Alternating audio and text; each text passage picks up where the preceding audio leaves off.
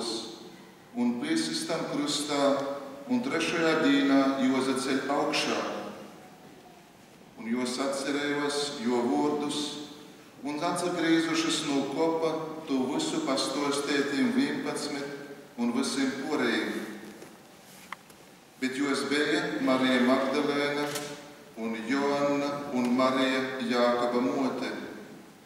Arī citas kopā ar jom tu stostīja apustuļiem. Bet jim šī vārdi likos kā tukša kļopošana, un jī tam neticēja. Tomēr Pīters pīzacīlīs aizskrēja uz kopu un pīlīcīs īraudzēja audeklus vīnus pošus un aizgojas atpakaļ brēnējās par to, kas bija noticis. Ir svātu rakstu vārdi.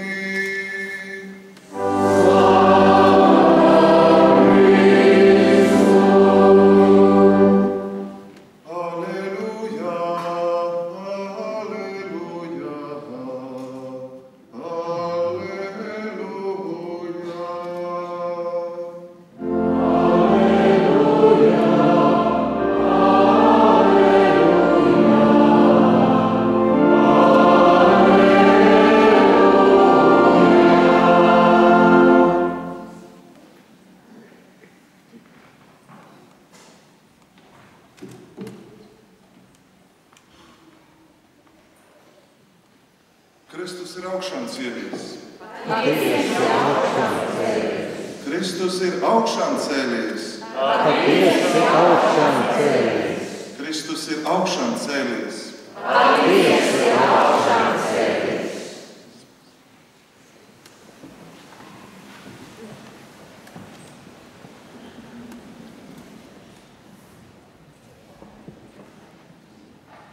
Dargā draudze, šī ir tā labā vēsts, ko esam piedzīvojuši mūsu draudzē. Un pirmkārt jau sirsnīgs paldies visiem, kas gatavoja šīs svinības, sākot šeit no Kristus skapā, dziedātājiem, mūziķiem. Paldies jums par šo svēto noskaņu, ko ar savu kalpošanu jūs mums radījāt. Paldies visiem kalpotājiem, redzējām, cik ātri un veikli tiek ieģērbts no jauna altāris, cik ātri atjaunojās tas, ko mēs dievkalpojuma sākumā redzējām kā tukšu, pamestu plusu. Un patiesībā tāds ir cilvēka aicinājums, arī viņš, cilvēks, atjaunosies garā, patiesībā, mīlestībā, pateicoties Kristus augšām celšanās spēkam. Klausoties Dieva vārdu, domāju, kā lai labāk izsaka šo lielo realitāti. Mums visiem ir kopējs stāvoklis, mēs visi ienācām šajā pasaulē ar ļoti nepilnīgu nojausmu par to, kas mūs sagaida. Vēl nepazīdami vecākus, kaut gan mēs nākam no viņiem. Mēs nākam no Dieva, un mūsu aicinājums ir atgriezties pie Dieva. Bet ienākot šajā pasaulē, mēs to atklājam, mēs adaptējamies šai dzīvei. Mēs apguvām šo pasauli un godīgi atzīstam, ka to esam darījuši vēl ļoti nepilnīgi, jo tik maz ko zinām. Un līdzīgi var runāt par kristieša dzīvi. Šajā pasaulē cilvēks ir aicināts piedzimt no jauna. Viņš piedzimst kristības sakramentā, viņš piedzimst ar svētiem sakramentiem, bet cilvēkam ir jāpierod, jāadaptējās pie šīs dievišķās dzīves, kas stāv mums visiem priekšā. Bet mums kristiešiem ir liela žēlastība, jo mēs varam vingrināties. Un šeit jau uz zemes ne tikai domāt, bet reāli dzīvot šo dievišķo dzīvi. Un tas ir iespējams pateicoties Kristus augšām celšanās notikumam. pateicoties mūžīgai dzīvei, kuru baznīca pasludina un caur kuru cilvēki atzimst, caur kuru cilvēki kļūst par Dieva bērniem.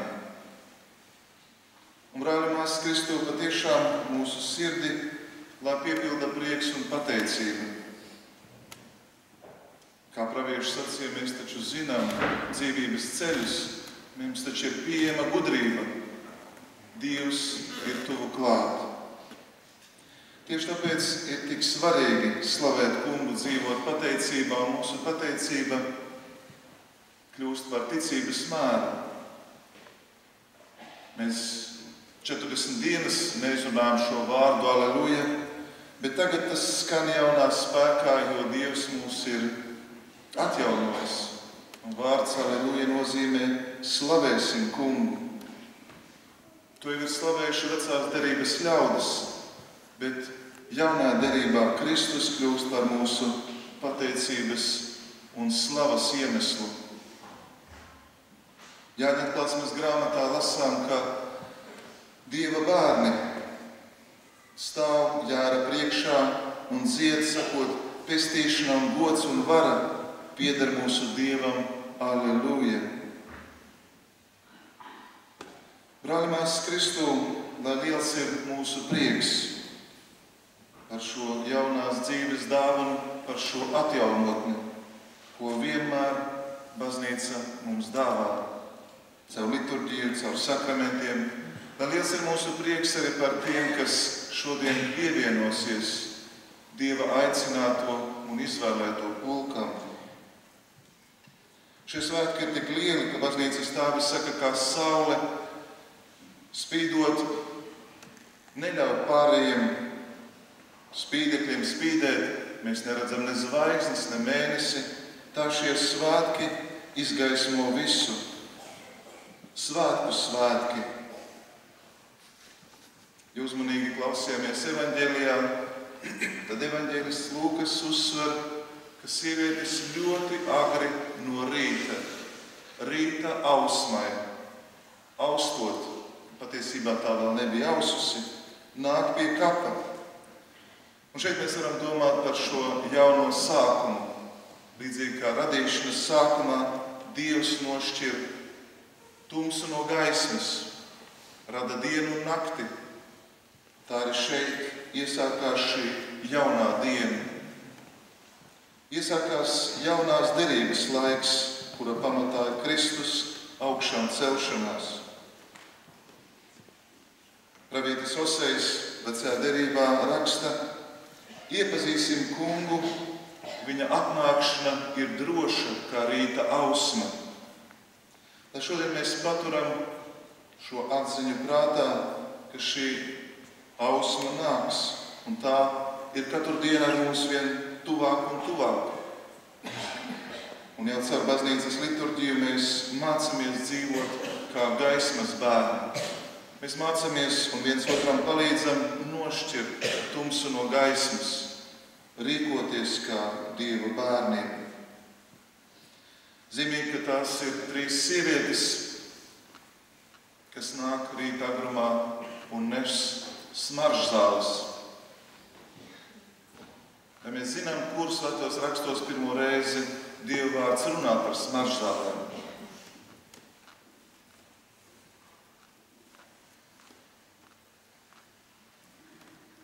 Tad, kad Jāzeps tiek pārdots verdzībā, viņa brāļi redz karavānu ar kamieļiem, dodoties uz Ēģipti ar dažādām smaržzālēm.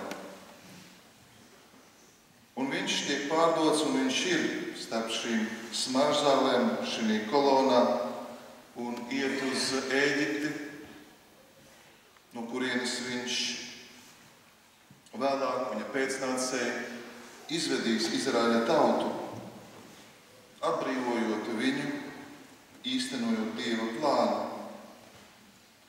Sievietes neiet uz šo kapu, lai vienkārši izpildītu kādu bēru rituālu, bet smaržzāles, jeb labā smarža, kā bieži vien to saka apustulis Pāvils, ir jaunās dzīves sākums.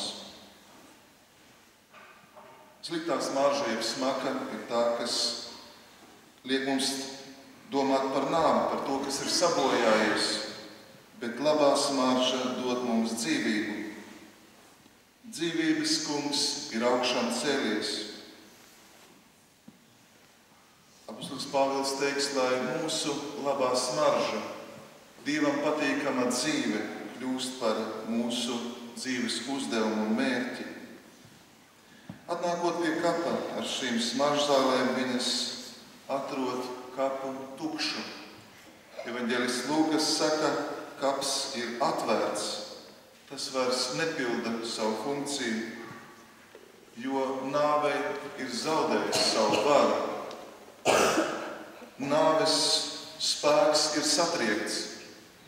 Līdzīgi kā cietokšņa durvis ir atvērtas, tādā veidā nāve ir uzveikta ar Kristus augšām celšanos.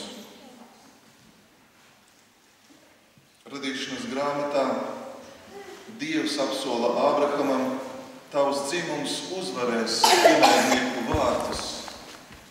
Šie vārti, protams, ir nāves vārti, kas tiek satriekti. Tieši tāpēc eņģelis saka, nav jāmeklē dzīvais starp mirušajiem. Kristus ir dzīvs, viņš ir augšām cēlies. Bet zīmīgi eņģeli piebilst un saka, atcerieties, kā viņš to jums ir teicis. Pieminiet, pārdomājiet, neaizmirstiet. Un ticība ir cieši saistīta ar atmiņu, ar pateicīgu atmiņu.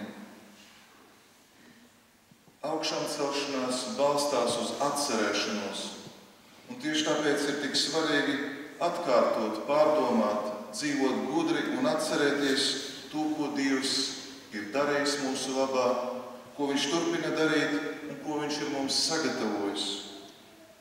Un tas ir saistīts ar pateicīgu atmiņu. Tas ir saistīts ar šo spēju ticēt. Šodienas evaņģēlijā zīmīgi mēs iepazīstam šīs 3 sievietes. Īpaši mēs esam lepni ar Mariju Magdalēnu. Zīmīgi, ka tieši viņas kļūst par mācekļu māceklēm, par pirmajām apustulēm, par tām, kurām neskatoties uz tā laikmeta attieksmi, tiek uzticēts šis cildenais uzdevums iet pie pārējiem un vēstīt par Kristus augšām celšanos, par jaunās dzīvības sākumu. 68. psalmā ir tādi vārdi: Kungs sūtīs armiju kā vēstnešus, un zīmīgi, ka šī armija, vēstnešu armija, kas tiks sūtīta, ir sieviešu dzimtē. Tieši sieviete īpašā veidā kā dzīvības nesēja, kā dzīvības māte. Sieviete, kurai uzticēts šis cildenais uzdevums, tiek izvēlēta un aicināta arī apliecināt un nes šo labo dzīvības vēstu apustuļiem. Šodien, lai pārdomātu šīs patiesības un īpašā veidā ieejot šī lieldienu priekā, mūsu sirdīs iesakņojās dziļa ticība un pārliecība. Kā sacīja svētīgā māte Terēze no Kalkutas, lai mēs nekad neaizmirstam augšām celšanās prieku, lai tas nekad netiek apēnots vai aizēnots, lai nekādas citas jūtas vai cita pieredze mums nenomāc šo vēsti. Kristus ir dzīvs, viņš ir augšā cēlies. Jūs varat atbildēt, patiesi augšā cēlies.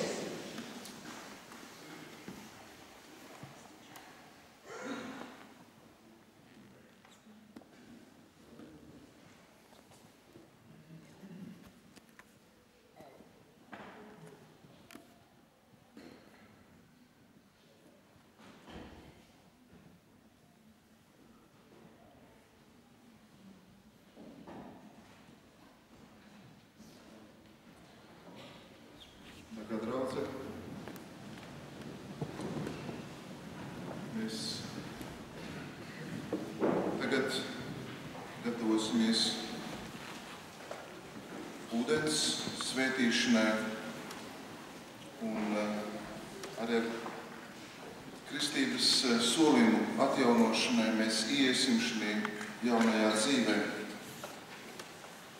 Baznīca vēlas, lai mēs to darītu, piesaucot svētos, piesaucot visu svēto sadraudzību, jo kristību kandidāti arī izvēlas svētos kā savus draugus, kā aizbildņus.